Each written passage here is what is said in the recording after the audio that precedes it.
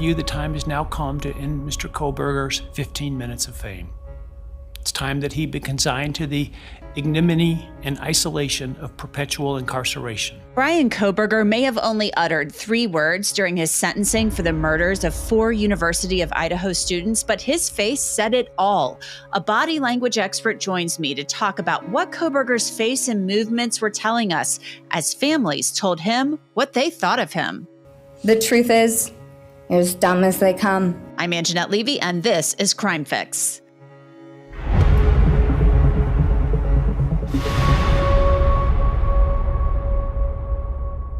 Before I get into Bryan Kohberger's body language, I want to tell you about something. Law&Crime is creating something new for our viewers, something that you're really going to love and enjoy. We want to make sure that what we create is based on your opinion and your voice. So we've created a short survey to get your feedback, and we'll be selecting 10 people at random who took the survey to get a free Law&Crime t-shirt. If you want your voice to be heard, please check out the survey and let us know your thoughts. The link is in the description, and it's also pinned in the comment. So now back to Bryan Kohberger's body language. I'm sure you watched that sentencing hearing. I'm still thinking about it. Bryan Kohberger, of course, is now the property of the Idaho Department of Corrections. The only time we'll likely ever see him again is when his prison mugshot is updated.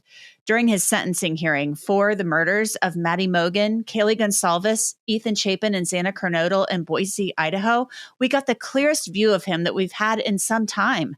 That's because the courts have only permitted streaming of their video system. And for the most part, our view of him has been a little blurry. But during his sentencing hearing, the court camera was a little clearer, so we could get a better look at his facial expressions. He's a pretty stoic person. His affect is flat. He doesn't show a lot of emotion, and his lawyers have said in motions to strike the death penalty that was because he had level 1 autism. They said he wouldn't react to gruesome crime scene photos because of that diagnosis, not because he was an uncaring or unfeeling person. We also have still photos of him from the sentencing. He appeared to look at the camera at times. Now, I can tell you, I had a really good view of him during both the plea hearing and the sentencing hearing. During the plea hearing, Bryan Kohberger, he barely blinked as Bill Thompson read the facts of the case. He appeared almost transfixed by what Thompson was saying and almost appeared as if he was checking to see if everything Thompson was saying was correct, or maybe even reliving the night. Imagine that. Then during the plea hearing, Kohberger sat in his chair handcuffed as victims' families talked about the pain of losing their friends, their children, their grandchildren, and sisters. Kohberger appeared to rock at times, and there were also times when he actually seemed to nod his head ever so slightly in agreement. I want to tell you about OneSkin. They are sponsoring today's episode of Crime Fix. Let's be honest, being on camera as much as I am, having the right skincare products matters a lot. Our skin changes as we get older. Dryness, deeper wrinkles, even crepiness can be frustrating, but there's a game changer out there, and it's called OneSkin. OneSkin was founded by an all-woman team of scientists who developed the proprietary OS-01 peptide. This peptide targets cellular senescence, a key hallmark of aging. It's scientifically proven to decrease lines and wrinkles, boost hydration, and help with thinning skin. They have over 4,000 five-star reviews for their full line of face, body, sun, and travel-size products. One of the things I like most about OneSkin is how easy it is to integrate it into my daily routine. Just a few simple steps and I'm good to go. For a limited time, you can try OneSkin and get 15% off using the code CRIMEFIX when you check out at oneskin.co. That's 15% off at oneskin.co with the code CRIMEFIX. And remember to tell them we sent you when they ask you where you heard about them. Invest in the health and longevity of your skin with OneSkin. Your future self will thank you. Trust me. So I want to bring in an expert in body language to discuss Bryan Kohberger's body language, his facial expressions, which are kind of hard to read. He's a stoic guy. He doesn't give us a lot to work with, but we have somebody who knows how to read people pretty well. She is Susan Constantine, and we've had her here on Law&Crime many times before. So thanks for coming on Crime Fix, Susan. I appreciate it. I want to get your thoughts just right off the bat, just generally speaking, a broad overview of what you saw during that hearing the other day. when Bryan Kohberger's just sitting there. This is a different Bryan Kohberger than we've seen, only in that he's now in a jail jumpsuit. They were trying to project this, the presumption of innocence to the public. Now he's in handcuffs. He's restrained. He's guilty. He has admitted that he is guilty. And, he's sitting there just taking all of this in and listening as people basically say he's the worst piece of filth on the planet. Yeah, it's really interesting to watch all of that. It was cringeworthy, wasn't it? So, when I'm looking at his overall appearance, he's resolved himself to the issue that he was ready for the big punches. So his overall affect we've seen through in this hearing and throughout, he doesn't show the right amount of natural emotion. I think it's unrealistic to think that we would have. He never has. So to expect something different from what we already know, I think that would be highly unlikely. So the fact that he's detached, he's removed, he's showing a lot of hyper focus in his facial expressions.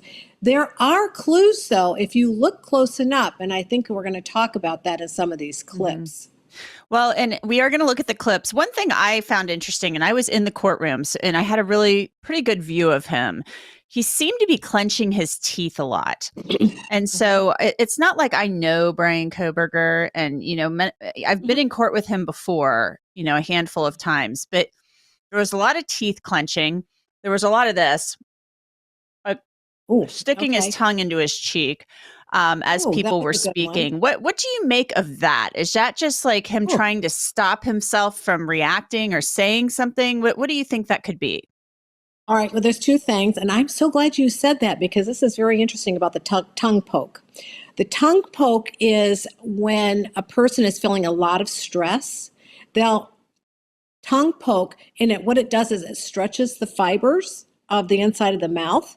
And that's where a lot of anxiety and stress comes from. So if they can stretch those fibers, it helps to release stress. It's a form of manipulation, like with a self-soothing gesture. The other part of it is when you see a tongue poke, that is like taking a sword and striking somebody with it. So you have to tie it to what's being said and where he is doing the tongue poke. Because literally what he's doing, if you think about it, which is kind of freaky, it's like stabbing somebody with a knife every time he's sticking his tongue out, poking it through his cheek. It's a form of anger. We've seen the tongue poke a lot in our research, and that is when you have very strong feelings or opinions. And when they'll do that, it's a form of dislike, distaste, resistance, anger, lots of different adjectives you could sum it up. The other part is when you're clenching your teeth. That is, again, when you've got a lot of cognitive load, high emotional stress, clenching down on it is a way to release some of that tension.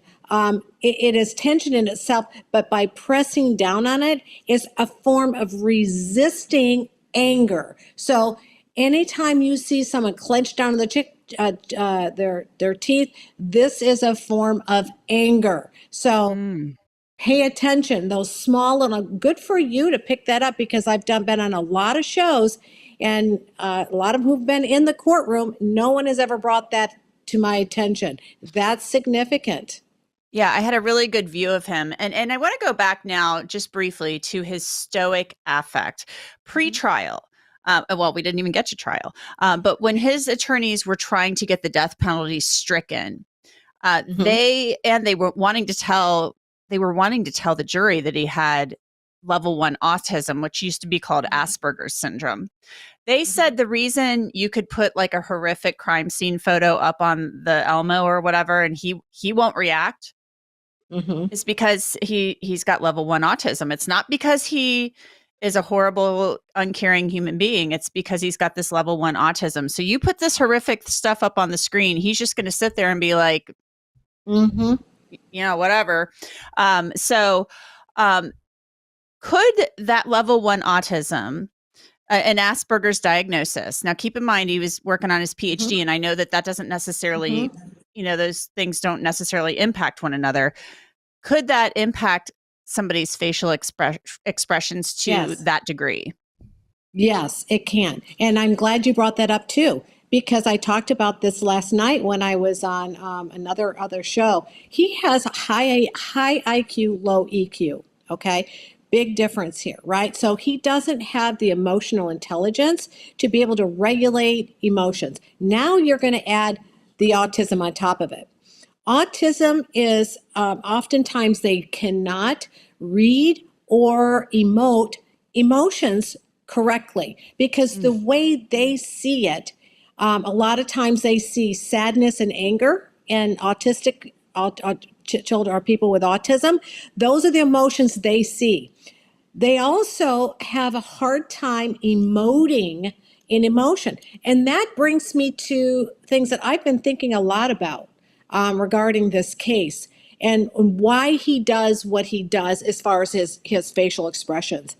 No, I think that we need to really consider that there are other underlying issues that are also creating these responses or non-responses, because he has that high level of paranoia. So there's something psychological. Is there something that is neurological? Has there something to do with his learning disorder? All of those things all play in how he's responding, other than the fact that he lacks any sort of empathy and concern, because we see him, he has an antisocial personality disorder. A lot of people are calling this psychopath, sociopath. There's no, and here's the book, just so you know, this is what we use. It's like in DSM-5. Yes, I'm familiar. Right? There is no such diagnosis as a psychopath and sociopath. It is antisocial personality disorder. So what we're looking at our traits and expressions and behaviors, and we kind of assign the sociopath to psychopath. So in layman terms, yes, I would call him a sociopath, psychopath. And to be clear, I just want to clarify, they did say that he had never been tested for that or assessed for that. His attorney said that, but pre-trial, they wanted to bar the state from using the word psychopath or sociopath. But you're right, like, psychopath, they used to call it psychopathy. Now it is called antisocial personality disorder. It would be interesting to see if he will be ever assessed for that, to see whether or not he does indeed have antisocial personality disorder, because I've had a number of people such as yourself say they believe he does. Susan, let's get to the clips now. Dylan Mortensen, she was a surviving roommate.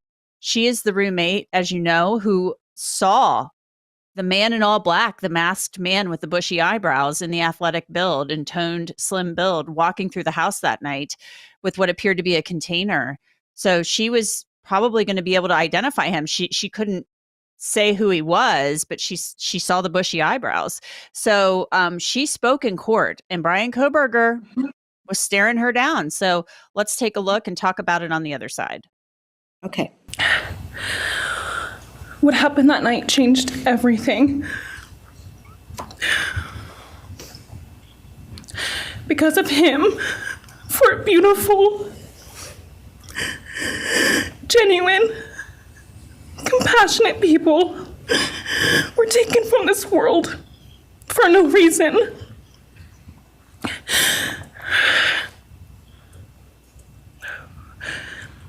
He didn't just take their lives. He took the light they carried it into every room. He took away how they made everyone feel safe, loved, and full of joy. He took away the ability for me to tell them that I love them and that I'm so proud of them. Okay, Susan, so what did you see? Okay, I'm going to show you what I do. Okay, so your viewers are kind of getting into my head what I do. I'm looking at the 52 different muscles in his face, and just in our mouth, we have 20 muscles that activate. You will see what I call a very quick, extremely micro, when I mean ever so slight, there is a concealed smirk. There was one smirk that popped out there and immediately released, okay? That was what we call leakage. If it were to maintain, it could be performance, but it wasn't. When it's leaked, it's telling you psychologically and emotionally what that person is feeling, and then it's masked very quickly. So there was a form of what I would call enjoyment. I see this in the BTK. I'm on that task force. Same kind of weird smirk that pops in and then goes back into neutral. The other thing that I saw was there's these little micro head nods, and pay attention because you'll just see them. Just see how my head is just slightly moving. Yeah, I noticed that too. It was happening the whole day. Like Yeah. it was just very subtle, like a slight head nod. It was even less subtle than what I'm doing. Yeah, so these are all what we call leakages. And when a person is, and we see this at admission of guilt, we'll say, you'll ask them a question regarding an incident, and then there is a form of affirmation or agreement, or can be in they're hearing you, they're giving you affirmation that they're acknowledging. And it's ever so micro. It's not these big ones like I'm doing with you. When you're talking, I go, oh, yes, I get that. And we do these head nods. They're very, very micro leakages. So he's acknowledging what she's saying, and he is hearing what she's saying. And then now you combine, there's a couple deep breaths that happen, right? Did you see that? And it was here up high in the chest versus down low. So how do I know that? Is because I can see his shirt moving right here. When you see these deep breaths, it's not like where you can see it more demonstratively. He masks a lot of his emotion. He contains a lot of his emotions. So you're only going to see fragments of it. But when we see that, that's fear. You know, when we are breathing high in the chest and it starts to beat a little bit faster, higher in the chest, that's a fear response. Mm-hmm. Now let's go to our next clip. This is where a relative of Xana Kernodle, I believe it was her stepfather, basically told Bryan Kohberger he wants to take him out in the woods for 5 minutes and teach him a lesson. So play the clip. I don't know what my limits are here, but I'm really struggling, dude. I am struggling. So I want to just be out in the woods with you just so I can teach you about loss and pain. I love God. I wouldn't take your life. That's up to him. But I guarantee you, you are weak. God, I would just give a moment, man, 5 minutes out in the woods. Oh, man. Ooh. You're going to go to hell. I know people believe in other stuff. You're evil. There's no place for you in heaven. You took our children. You are going to suffer, man. I'm shaking because I want to reach out to you, but I hope you feel my energy, okay? Go to hell. All right, Susan. Well, I just love these clips. They're so good. There's so much information here. So you can see from the very beginning when there's another affirmation, right? You see the head nod again. Mm-hmm. Then you look and you see, when does it stop? So there was acknowledgement very early on, and then it stopped. Then he mentions about he's weak, right? You just see an eye blink. It's not very long. I was looking to see if there was a longer eye closure or maybe a rapid one. None. Zippo, zip, zip, nada. So what does that mean? That tells me that there's no cognitive load. So it didn't affect him. That did not land in the way that I think that he was hoping that it would somehow create some sort of physiological response. Nothing happened. And then even when he said that he was evil, right? His eyes became very still and his head became very still. So again, what does that actually mean? Just means that it's different from when we saw the difference. So we're looking at the baseline. Why did it slightly change when he said he was evil? It would be interesting if he really believed that, you would have seen a little head nod. I don't think he sees himself as being evil. Interesting. All right, let's look at our next one. This is Olivia Gonsalves, the sister of Kaylee Gonsalves, wrapping up her victim impact statement and really letting him have it. The truth is, you're as dumb as they come. Stupid, clumsy, slow, sloppy, weak, dirty. Let me be very clear. Don't ever try to convince yourself you mattered just because someone finally said your name out loud. I see through you. You want the truth? Here's the one you'll hate the most. If you hadn't attacked them in their sleep, in the middle of the night, like a pedophile, Kaylee would have kicked your ass. Thank you. Thank you.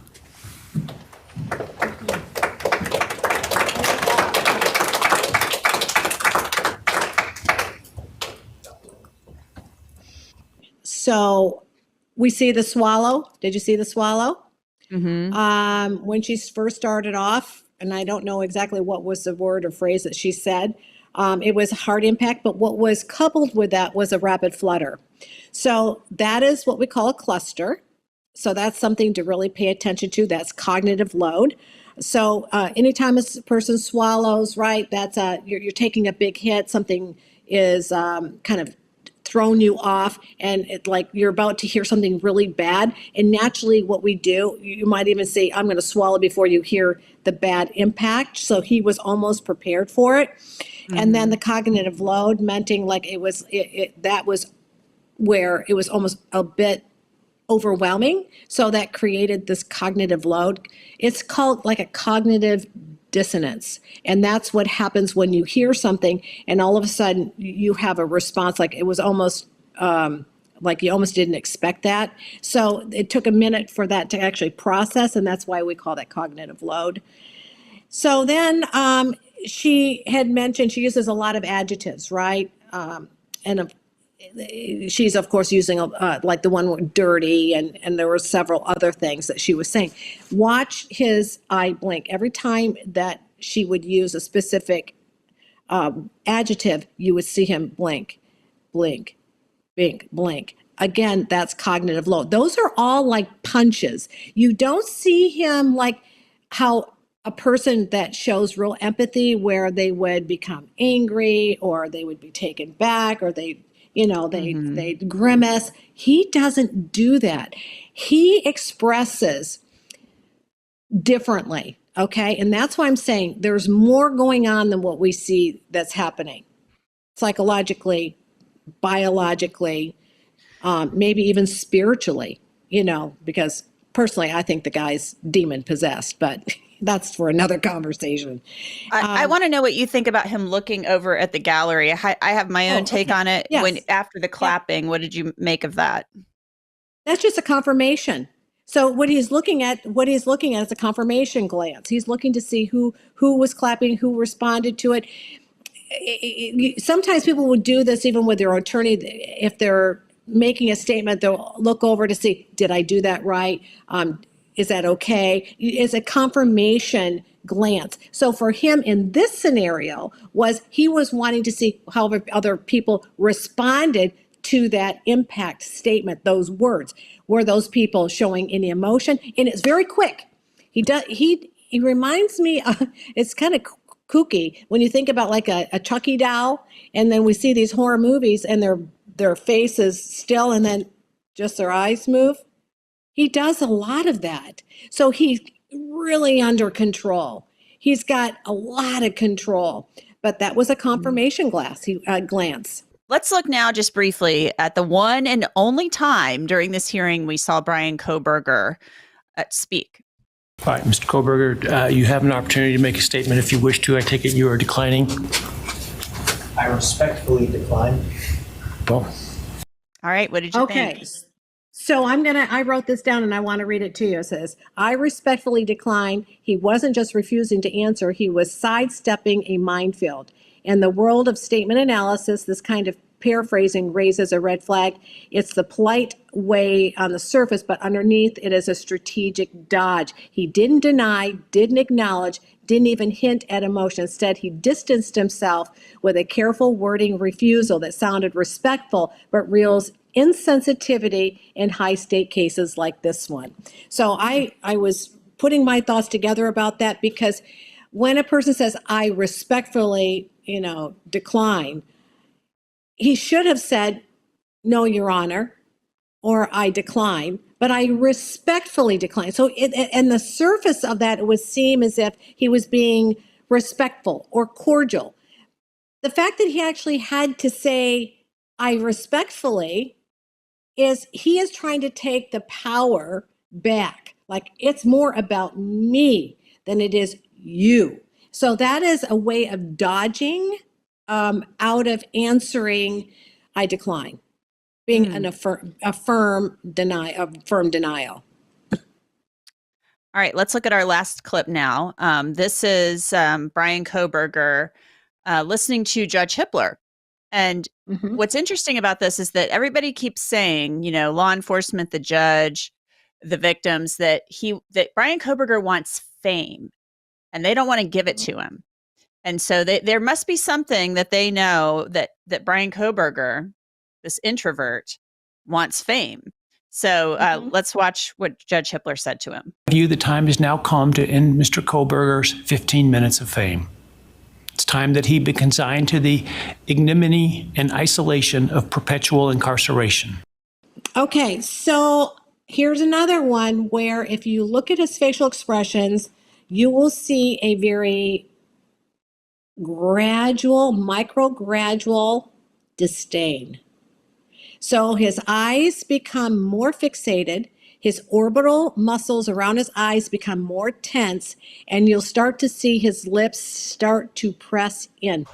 When I looked at that whole part, because there's a whole part of it, what I was interpreting that is that he was reminiscing, as he was saying that, about assaulting the judge.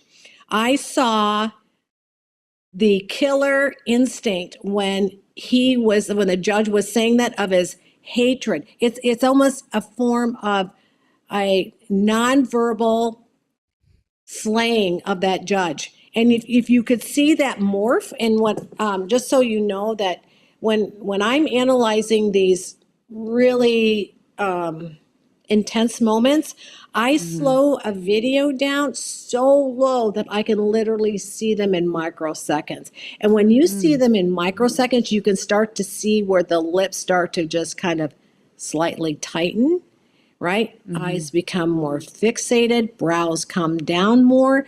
So that is like what we call a preeminent attack, physical attack on a person. That's what we call dangerous demeanor. So that was actually a precursor to imminent violence. Interesting. So you felt he was like, to the judge, almost like how dare you? Like if he could, he would have hurt the judge. I think that he was actually reminiscing, thinking about the attacking on. There was something that was happening in that moment of where he was so fixated. I think that he was thinking about,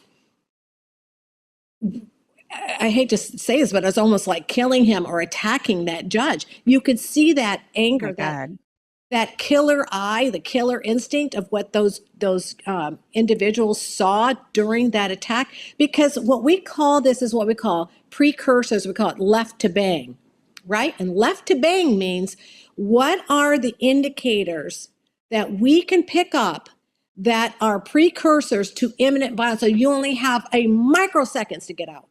A microsecond, because it happens that fast. So that's what I saw was an eye alert, which are our preeminent behavior indicators of what you see before an attack. But he keeps himself very contrite and controlled. That's why you only see the eye blinks, right? He's like a teapot. He's holding all that energy in, and the only place you can see it is in a little eyebrow blink, or maybe just a little tightening of the lips, furrowing of the brows ever so slightly, or micro head nods. Wow. Well, Susan Constantine, I really appreciate your time and your expertise as always. Thank you so much for coming on. Hope you'll come back. Thank you so much. It was a pleasure. And that's it for this episode of Crime Fix. I'm Angenette Levy. Thanks so much for being with me. I'll see you back here next time.